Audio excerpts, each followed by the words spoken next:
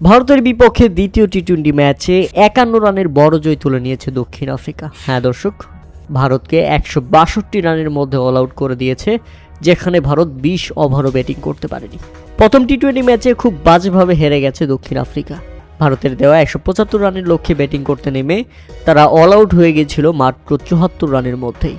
তবে দ্বিতীয় টি-20 ম্যাচে প্রথমে ব্যাটিং করতে নেমে দক্ষিণ আফ্রিকা তুলে নিয়েছে 213 রানের বিশাল লক্ষ্য।